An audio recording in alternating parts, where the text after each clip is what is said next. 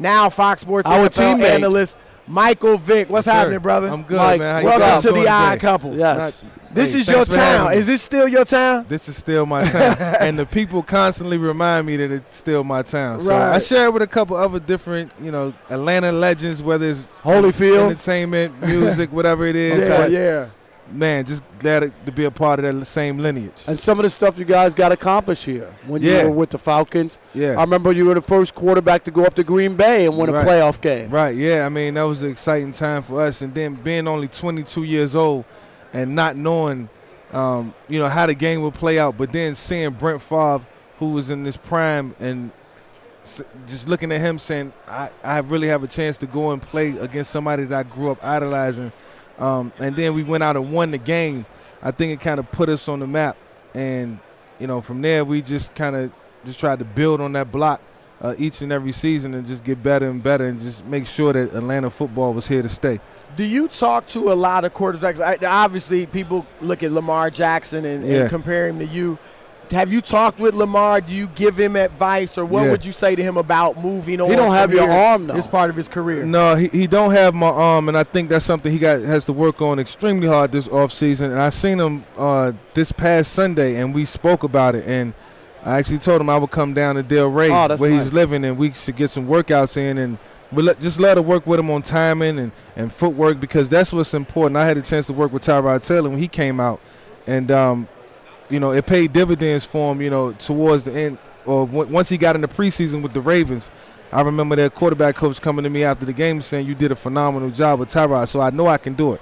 I know I can coach quarterbacks, and it's just something that he needs in order to make him that complete quarterback that he want to be in year two. Even you said, I'm sorry, Rob, earlier in the year when he was running like 18 times a game. Yeah. Like, even you said there's no way you can survive running that much, right? Yeah, I just felt like it was too much workload. But obviously at that point in time, they was just trying to do what they could do, do what they could to survive and get through the season and, trying to save jobs. I understand that. I get it. And Lamar was the diamond in the rough. He stepped up. They should forever, be appreciative of what he did. But he saved their season, and he saved jobs. And it was a collective effort, from coaches and players, and their defense was phenomenal. So, but yeah, man, this guy has potential to be one of the best. Now you're doing broadcasting and television and all that, but do you want to be a coach? Because when you were just talking about being helping these quarterbacks, you sound like maybe you might want to get into coaching, or is that anything you thought about? I might just become a quarterback whisperer, man. All right. I think just strictly quarterbacks, because that's what I'm best at, and I can coach any position on the field. Some even on the defensive ball. Really? Defensive side of the ball, based on technique. Not the way I can coach, a receiver or a running back or offensive lineman as far as, technique or, gaps and scheme. But you learn so much being a quarterback that you got so much to give, and I can't keep it bottled up. I have to give it at some point in my life. I just don't know when. You obviously had a very good career, but you probably you can go to Lamar Jackson, Tyrod Taylor, because you played similar to them. Right.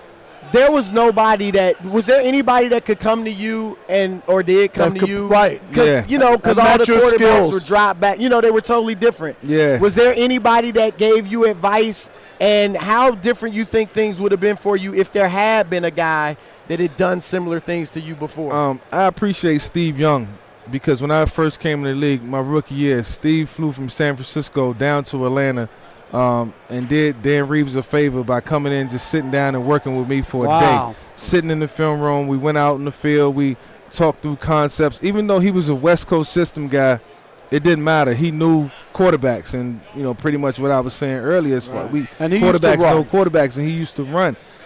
So he gave me good advice. I also looked to Donovan, who was playing for Andy, making the playoffs at the peak of his career. I think he was 2 or 3 years in, and I just leaned on those guys for advice. And Donovan was good with me.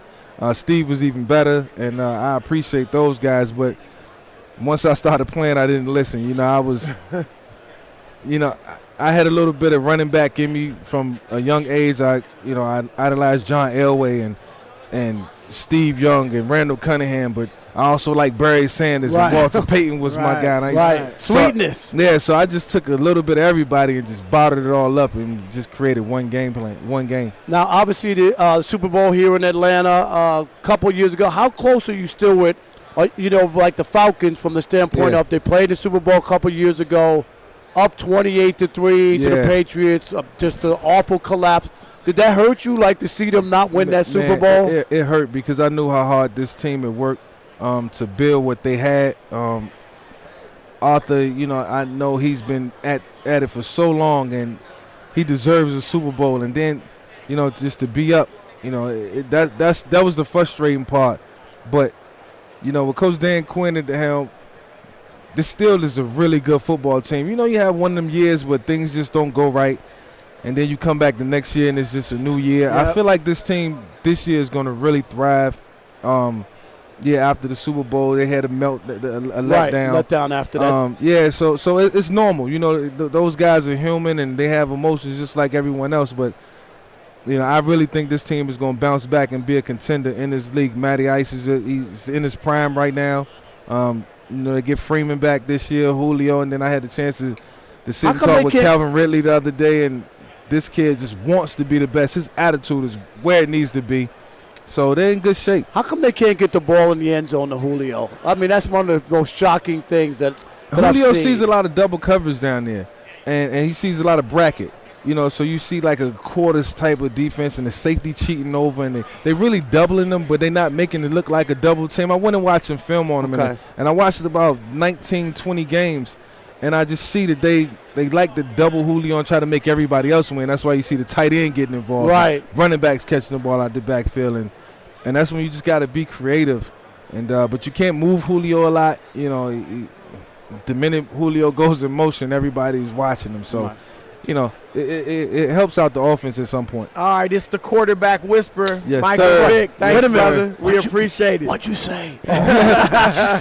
What you say? I can't say. All right, don't forget to download the Odd Couple podcast and subscribe. And remember, the Odd Couple is back Monday. Enjoy the Super Bowl and keep it locked on Fox Sports Radio.